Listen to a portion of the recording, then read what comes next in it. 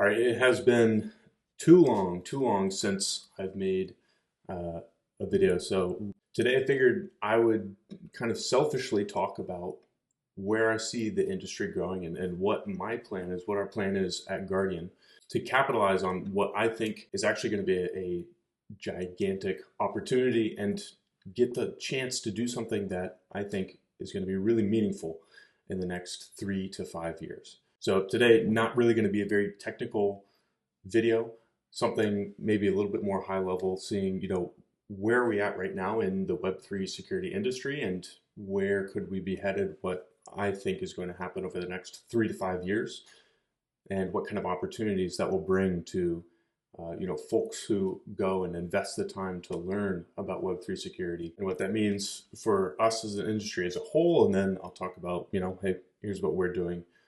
Here's where I see us going at Guardian over the next couple of years. So we're going to dig into the institutions coming in. We're going to talk about what I think is going to be a really big narrative, or actually not even really a narrative, just a really big industry in the future. It's just being called institutional DeFi, which I think is going to drive a very, very large demand for Web3 security. And then I'm going to talk about as well a little bit of AI and what AI might do in the future of Web3 security, and how maybe you don't necessarily need to be thinking about it the way that you are right now. But of course, before we get into all this fun stuff, my name is Owen, and in 2022, I co-founded Guardian. And fast forward 2 years, we're now an industry-leading smart contract security service provider. We've audited and helped secure dozens and dozens of complex DeFi protocols holding tens of millions, some even hundreds of millions, and some even billions of dollars of TVL. And at this point, we've prevented hundreds of critical vulnerabilities in smart contracts from going into production.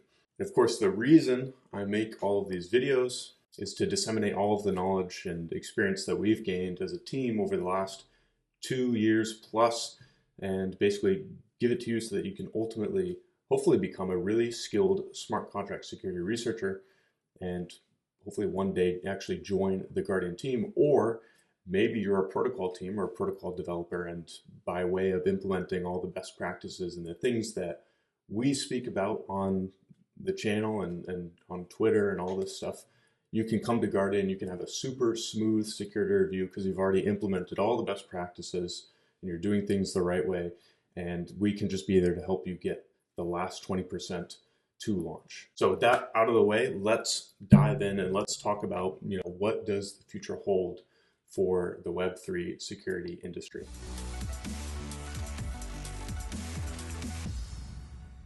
All right, guys, so I'm honestly just going to dive straight into it. First of all, I want to talk about institutional DeFi and what I see coming with this next sort of era of smart contract security needs.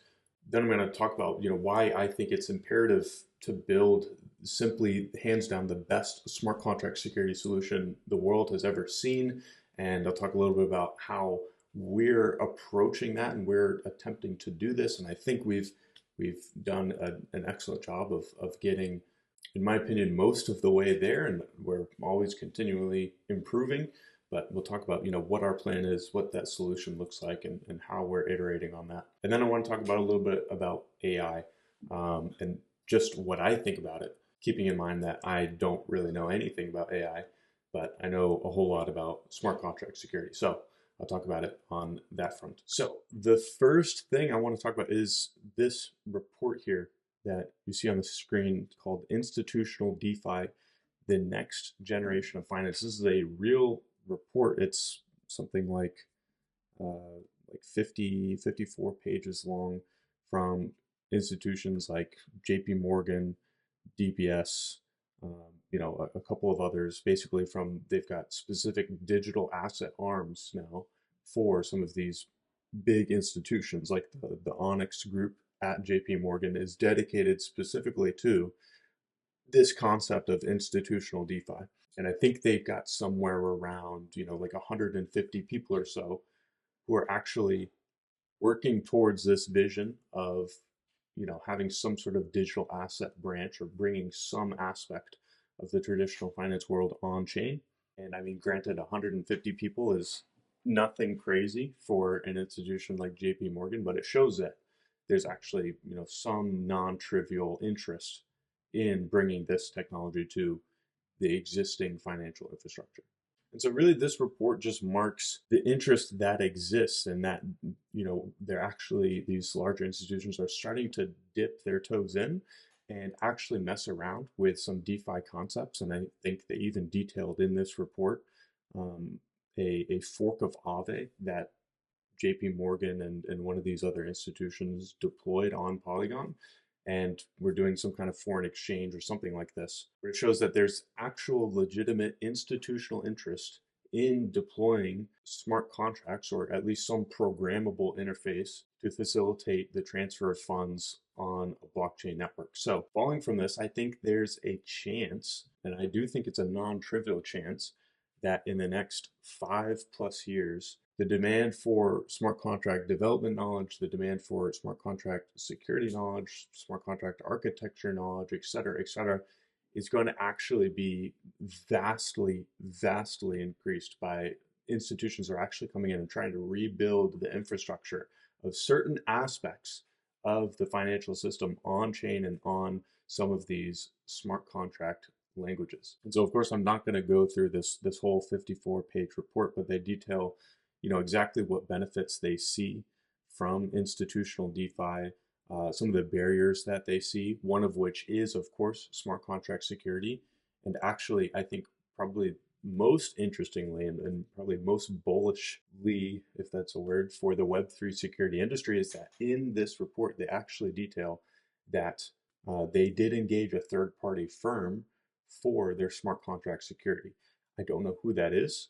I have some ideas of who it might be, but I think it's, a normal smart contract security firm that, has obviously done a lot of work in the space, but this is just the start of, we're starting to see really big institutional actors actually have an interest in smart contract security services. So if this is true, if this is the direction in which the financial system starts to head in, or at least portions of the traditional finance system where it would make sense to have an on-chain component, then we're at the beginning of what is going to be an extraordinarily big industry that solves an extraordinarily unimaginably important problem, which is literally securing the infrastructure of the world's financial system. Personally, I think that's, for one, just exciting to think about how big of a problem that is and how important it is to do what we do and to get better at everything that we're doing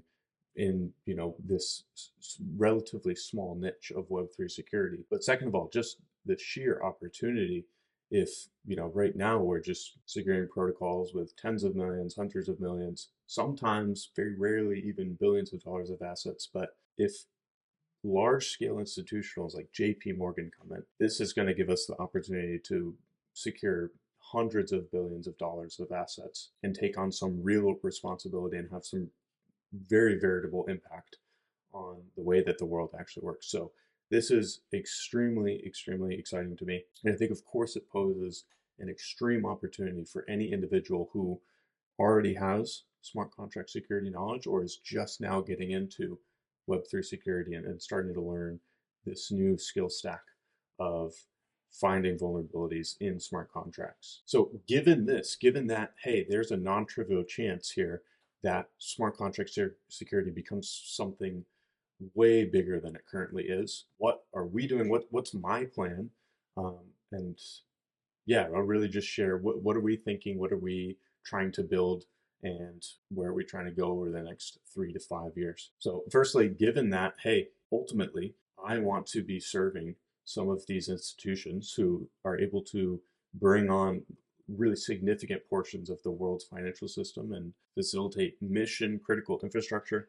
We need to build, hands down, the best smart contract security solution the world has ever seen, an order of magnitude better than anything that we have previously seen in the marketplace, because obviously we've seen the hack rate, the exploit rate of protocols in the space is not acceptable for the world's financial system. Clearly, we need just a higher standard of smart contract security to make something like this actually a reality. And so at Guardian, we really looked at what were the existing firms doing and what were some of the existing smart contract security solutions on the market. And really, there's a lot of dissatisfaction with the quality of what the current security providers were, able to provide. And that's in no way at fault for them. But of course, we want to bring a market improvement to that so that we can hopefully move one step closer of, ideally solving this problem for good. So the first thing that we identified that was a major issue that we think could be addressed and really just give tenfold improvement is the incentives. So one issue I saw at scale to try to reach smart contract security at scale, especially with like a private company model, is the incentives for the people conducting the security reviews had to be really aligned to really force yourself to find as many bugs and vulnerabilities as possible. When it's just founders just starting out on a company and the founders are the ones who are auditing the smart contracts, and of course the incentives are pretty closely aligned and the founders are going to be 100% dedicated, pulling off like 80-hour weeks plus auditing these smart contracts. And so it works at a small scale.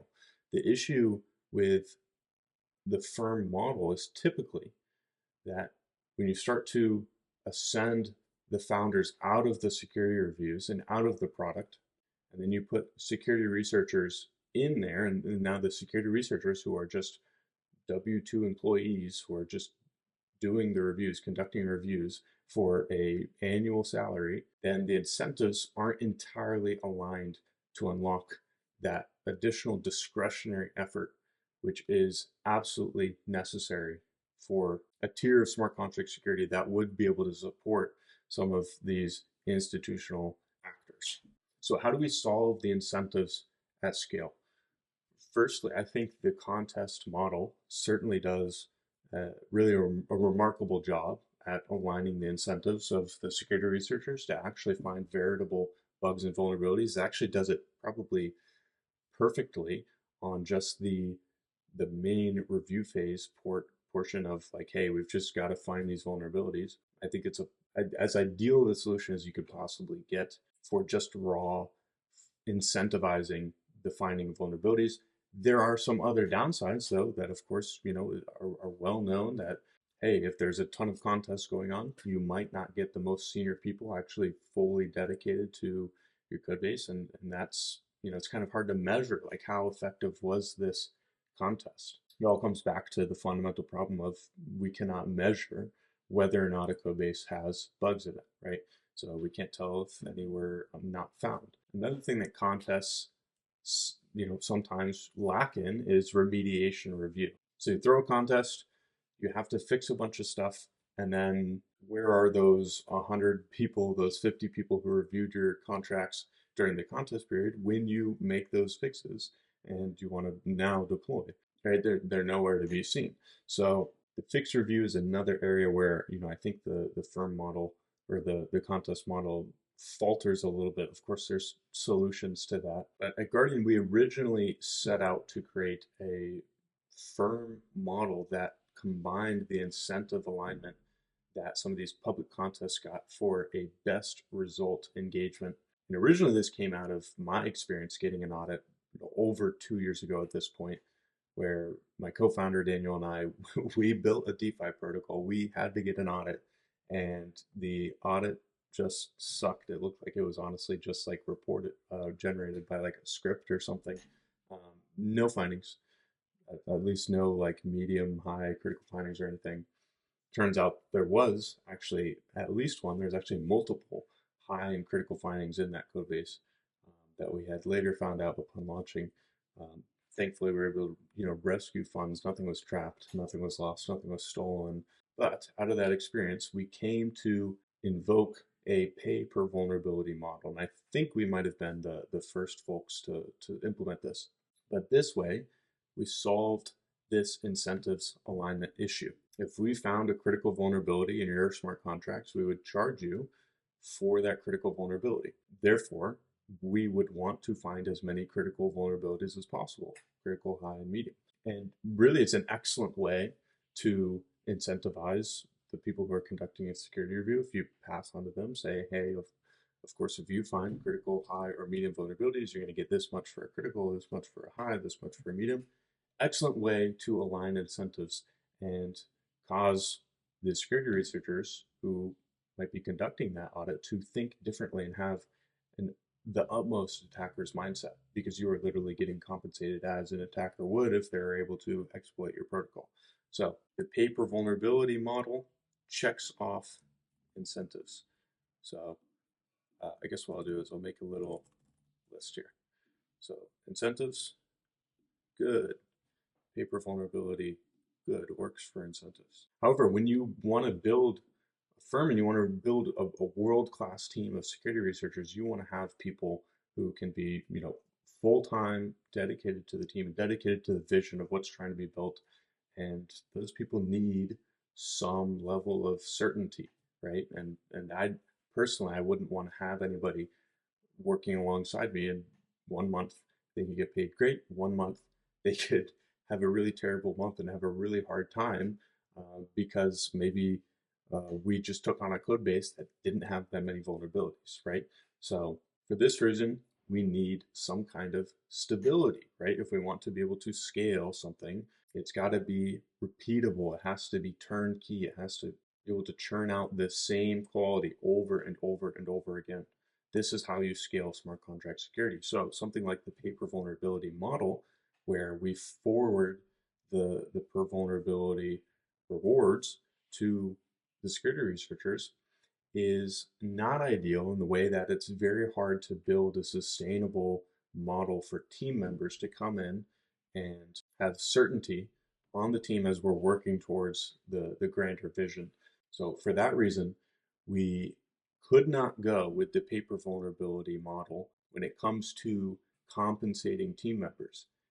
Now, what we have done is we actually do offer, and I guess I'll talk about this once we've gone through things. But for that reason, we no longer mainly do the pay per vulnerability model. We'll talk about an aspect where we still do have an aspect of that. But what we've moved to solve the incentives problem, but also solve the stability, consistently turnkey scalableness of this, is we've come to this two-team model. So let's talk about the two-team model. Let me also just write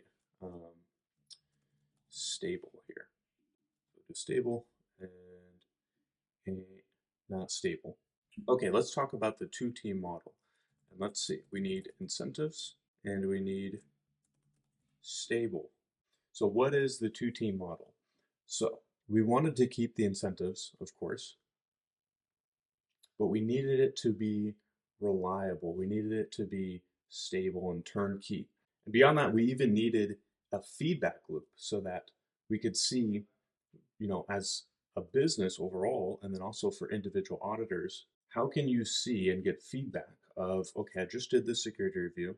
What did I miss? It's hard to figure that out because you do a private audit review, and then the team deploys their code, and then you only find out what you missed if the protocol gets hacked. Now, thankfully, we have not had any instance where a protocol has gone on to get hacked, but that also means that, hey, we haven't really had any kind of a feedback loop. So what we did is we found that, hey, normally we're putting 4 or sometimes even 5 security researchers on a review at a time.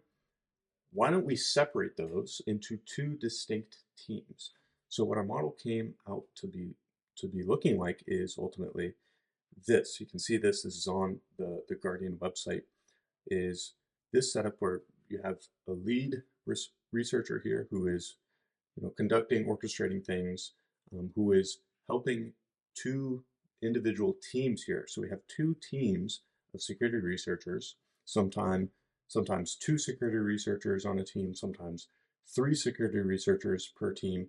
And these 2 teams are conducting the same review in parallel on the same scope of code, and they're competing. They have their own competition here to see, who can find the most critical, high, medium vulnerabilities in the code base.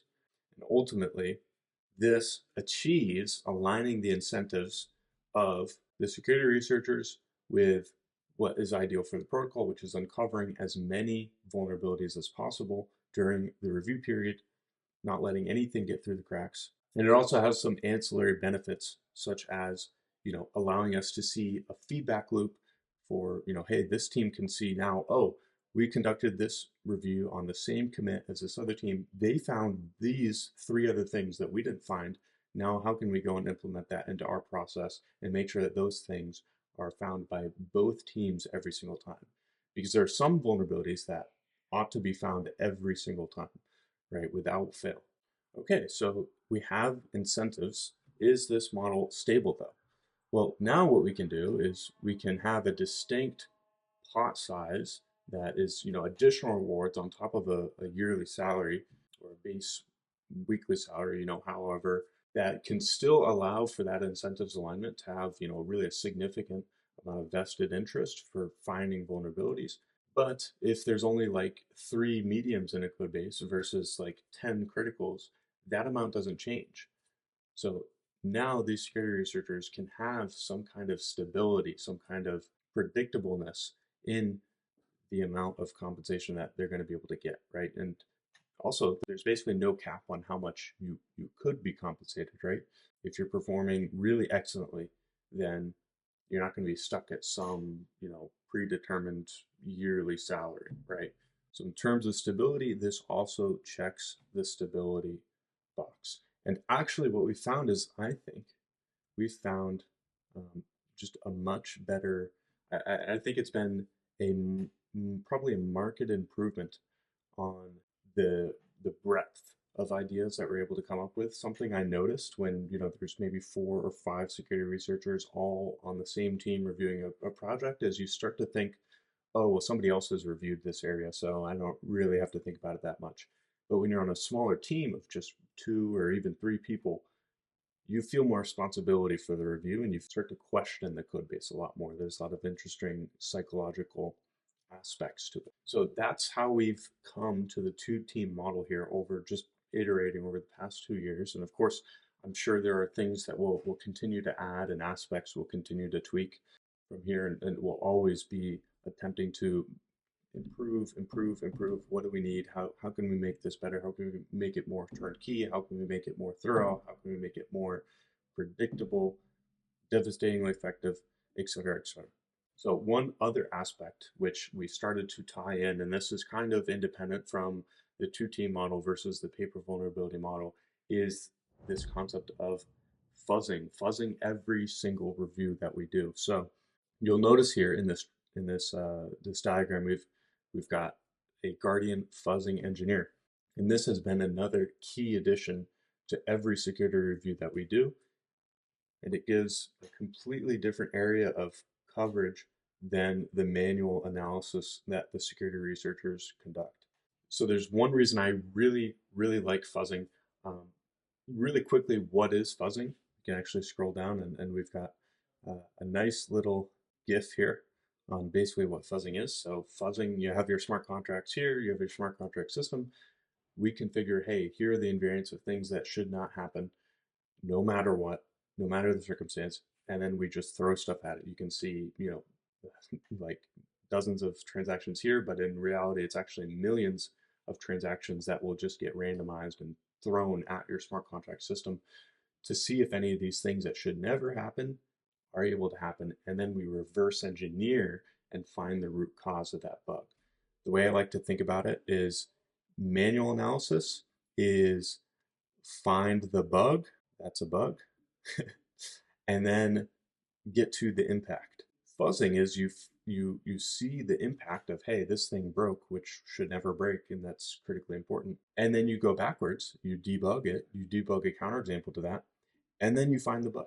So there's basically 2 different ways to uncover the bugs here, bugs and vulnerabilities. And we like to employ both because I think that generally there's a difference between the types of findings that will be found through manual analysis and the types of findings that are likely to be found through fuzzing. Of course, there's definitely some overlap, and certainly you can find technically anything through manual analysis, but it's just a certain number of them. You just have to get lucky. When you're conducting manual analysis, you just have to ask yourself the exact right question, And I think it's really magical if we're able to remove that aspect of luck and just have a very clear, did you implement this invariant? Did you fuzz this invariant for a few million runs? You either did it or you didn't. It's black or white. And if you did that, you would have gotten this counterexample. Of course, you can talk about, technically with the domain space and stuff like this, but generally, if you wrote the invariant, if you fuzzed it sufficiently, you would have found the counterexample if it existed, and then you can debug back to the crux of the vulnerability. So really a foolproof, as long as you have the right invariance, as long as you fuzz it enough, a foolproof method to find critical bugs and vulnerabilities. So that's why I really, really love fuzzing so much.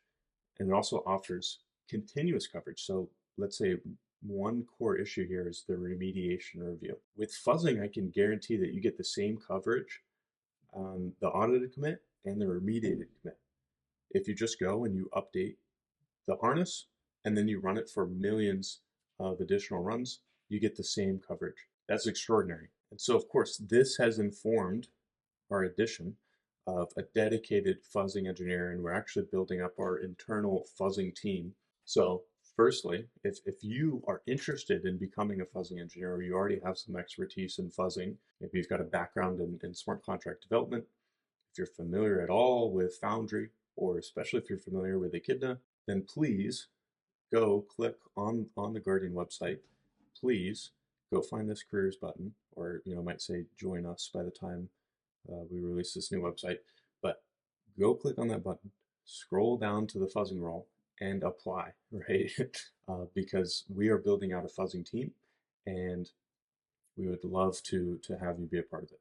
So that is how we're sort of trying to build for the most devastatingly effective smart contract security solution the world has ever seen. We're always continuing to add things, and we have a few ideas and things that we actually want to add to this model that we're not ready to talk about just yet. But this is how we're starting to tackle that problem of just an order of magnitude higher level of smart contract security. So that's our plan. That's where I see the industry heading in 3 to 5 years. And then that's also probably way too much time spent talking about what our plan is. So this is a bit of a selfish video, but I will talk briefly about what are my thoughts on AI and how I see that potentially affecting smart contract security, and specifically the manual analysis role of a manual analysis security researcher in the next few years. So I think obviously the huge worry is that everybody thinks that developers and smart contract security researchers are going to be completely replaced by AI tools or AI agents or whatever in the coming years.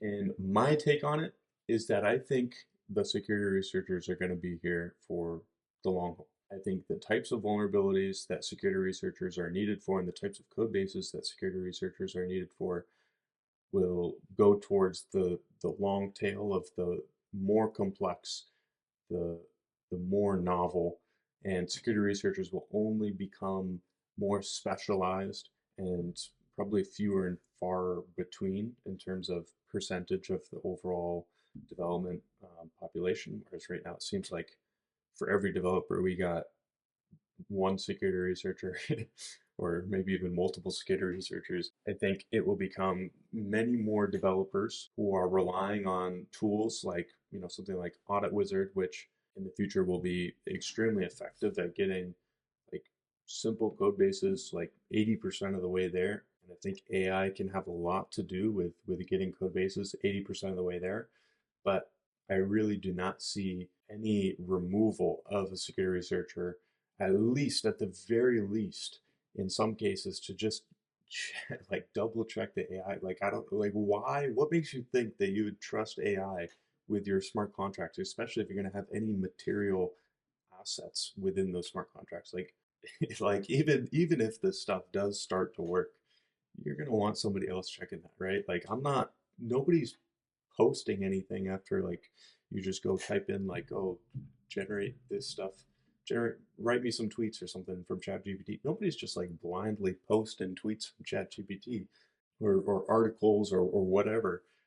You got to check the AI. Like, so definitely there's always going to be some human oversight here. And I think as long as it is humans who are the ones who are able to exploit these, and it's a human who can find these edge cases and exploit the system, then you're going to need humans to combat that. The minute it becomes only AIs are capable and AIs are literally the best tool to choose to exploit systems, then in that case, maybe it would be AIs that are the best choice to defend the systems. But I think always there's going to be some combination of AI and security researchers. And I think the AI is going to be huge in getting code bases ready for an official security review, and then maybe even providing some support to security researchers. And this second thing is not something that I've explored too deeply, but might be something that we start to get interested in to see how it can help our internal processes more in the future. But that's my take on AI. I don't think we have anything to worry about. If you're a developer, I think an AI could probably replace a little bit more of a portion of what it is that you do, a lot of the boilerplate. And by replace, I don't mean replace you, I mean replace the time that you're spending so that you can focus on bigger things. So instead of shipping a protocol in 6 months, maybe you can do it in 3 with AI ultimately. So that's just what I think about AI. That's a really uneducated viewpoint. I don't know anything about it, but I do know about security research, and that's what I think. So I hope this was maybe somewhat useful for you. It's really more of a more selfish video, just for me to be able to talk about, where do I see things going in the next 3 to 5 years? What are our plans, and what are we doing now? What are we doing today? And maybe where are we headed in the future? So hope that was at the very least a little bit entertaining for you. And once again, if you're interested in becoming a smart contract fuzzer and you want to learn more about that, or maybe you have some prior experience, ideally, go ahead and go to guardianaudits.com, click the join us or careers or whatever button it will be on the top, and then scroll down, find the fuzzing job posting, and then go ahead and apply. I'm looking forward to talking to you. And of course, if you are interested in joining a community of people all across the world who are interested in this Web3 security stuff, maybe you want to talk more about what the future holds, and maybe you can share some more details on institutional DeFi and where you think the industry is going, then go ahead and head over to lab.guardianaudits.com. Submit an application to join our free community of people who are in the Web3 security niche. We will see you in there. So that's all for this time. Look forward to seeing you in the next one.